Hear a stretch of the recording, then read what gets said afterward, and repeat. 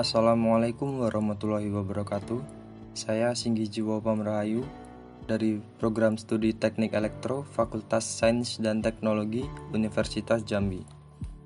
Baiklah, pada kesempatan kali ini saya akan menjelaskan aplikasi elektronika daya pada power quality. Langsung saja, apa itu power quality? Power quality dapat kita artikan sebagai kualitas daya listrik, yang mana masalah power quality adalah persoalan perubahan bentuk tegangan, arus atau frekuensi yang bisa menyebabkan kegagalan atau gangguan pada peralatan, baik peralatan milik PLN ataupun milik konsumen. Masalah power quality menjadi penting karena saat ini kualitas peralatan yang dimiliki konsumen lebih sensitif. Kegagalan satu komponen pada sistem distribusi dan instalasi dapat membawa konsekuensi tertentu. Kemudian kualitas tegangan listrik yang dituntut oleh masing-masing peralatan juga berbeda antara satu peralatan dengan yang lain.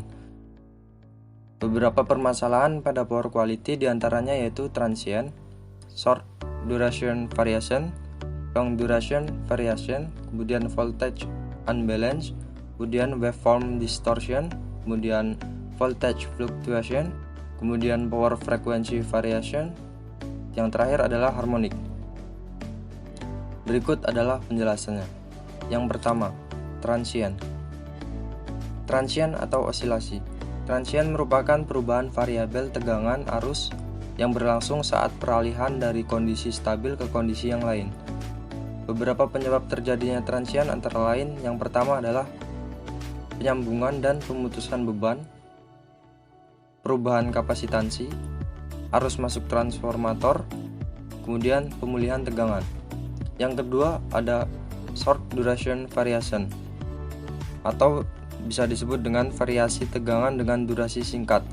Penyebab terjadinya hal ini antara lain gangguan starting beban besar, kemudian sambungan putus intermittent pada kabel daya. Yang ketiga ada long duration variation atau variasi tegangan dengan durasi panjang yang meliputi interupsi berkelanjutan lebih dari 1 menit adalah 0,0 per unit, kemudian voltage, kemudian di bawah tegangan, kemudian tegangan kurang lebih dari 1 menit adalah 0,8 sampai dengan 0,9 per unit, kemudian tegangan berlebih lebih dari 1 menit adalah 1,1 sampai dengan 1,2 per unit. Yang keempat adalah voltage unbalance. Ketidakseimbangan tegangan ini merupakan deviasi maksimum dari rata-rata tegangan atau arus 3 fase. Dinyatakan dalam persen. Besarnya deviasi adalah 0,5 sampai dengan 2%. Selanjutnya ada waveform distortion. Dapat kita artikan sebagai distorsi gelombang. Distorsi ini umumnya disebabkan oleh perilaku beban elektronika daya. Hal yang perlu diperhatikan adalah cacat harmonik karena berdampak negatif terhadap sumber tegangan PLN maupun konsumen. Kemudian yang keenam ada voltage fluctuation atau fluktuasi tegangan adalah perubahan tegangan secara random 0,9 sampai dengan 1,1 per unit.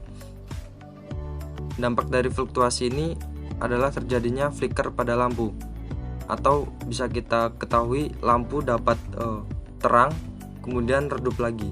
Ini umumnya terjadi karena pembusuran listrik atau tegangan yang tidak stabil. Selanjutnya, power frequency. Deviasi frekuensi daya merupakan deviasi dari frekuensi dasarnya. Untuk sistem Jawa Bali, deviasi yang diizinkan adalah 0,5 Hz, sedangkan daerah lain 1,5 Hz. Yang terakhir ada harmonik. Harmonik adalah gangguan atau distorsi bentuk gelombang tegangan atau bentuk gelombang arus sehingga bentuk gelombangnya bukan sinusoidal murni lagi. Distorsi ini umumnya disebabkan oleh adanya beban non-linear. Pada dasarnya, harmonik adalah gejala pembentukan gelombang-gelombang dengan frekuensi berbeda yang merupakan perkalian bilangan bulat dengan frekuensi dasarnya. Kemudian masuk kepada peran elektronika daya pada power quality. Yang pertama, alat yang biasa digunakan pada power quality atau menjaga kualitas tegangan atau kualitas daya adalah UPS stabilizer. Yang kedua ada stabilizer voltage atau STAVOL. Yang ketiga ada automatic transfer switch. Yang keempat ada active filter harmonic. Nah, pada kesempatan kali ini saya akan fokus kepada stabilizer voltage atau STAVOL. Beberapa fungsi STAVOL diantaranya adalah sebagai berikut. STAVOL berfungsi untuk menstabilkan tegangan dan juga untuk menjaga arus listrik agar tetap normal dan tidak naik turun. Stabilisasi tegangan listrik ini penting karena seringkali tegangan listrik yang dialiri langsung dari instalasi PLN tidak sesuai dengan kebutuhan beban peralatan elektronik baik di rumah tangga ataupun dalam skala besar. Memang benar bahwa tegangan listrik di Indonesia standarnya adalah 220 volt. Namun sebenarnya yang masuk tidak tepat 220 volt.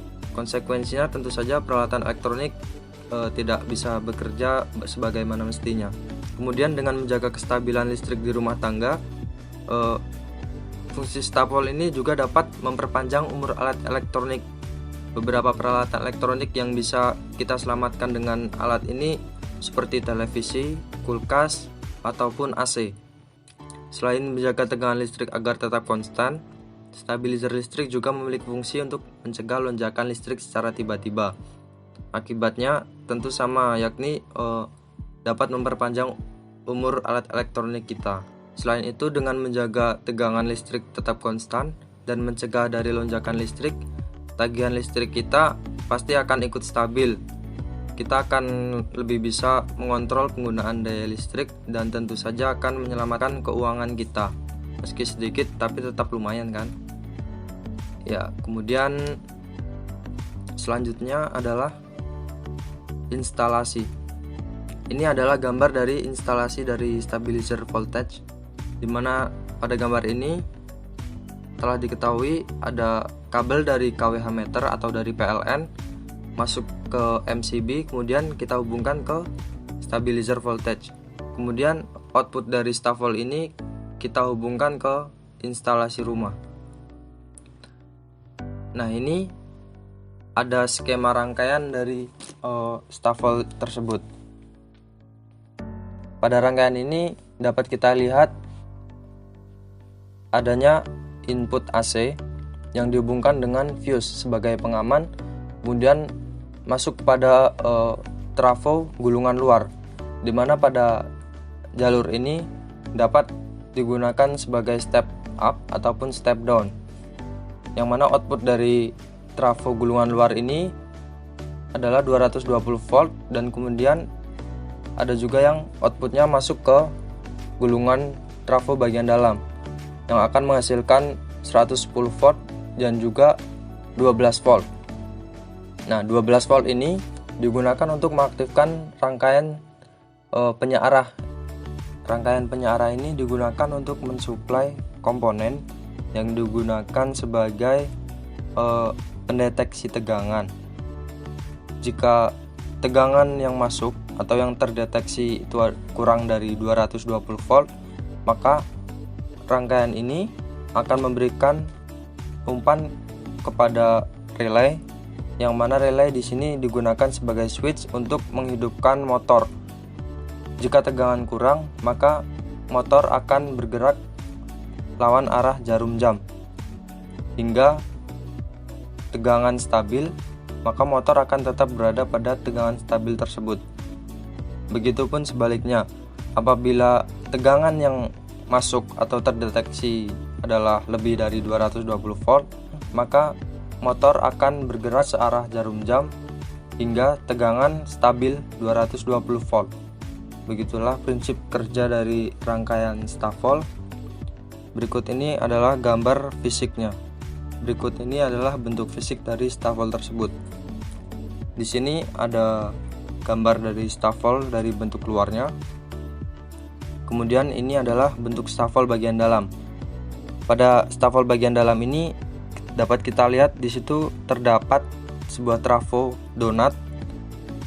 Kemudian ada motor di tengahnya. dan terhubung dengan rangkaian pendeteksi tegangan. Di rangkaian inilah peran elektronika daya bekerja pada power quality. Mungkin cukup sekian yang dapat saya sampaikan. Apabila ada kesalahan, mohon dimaafkan. Semoga bermanfaat untuk kita semua. Wabillahi taufiq wal hidayah. Wassalamualaikum warahmatullahi wabarakatuh.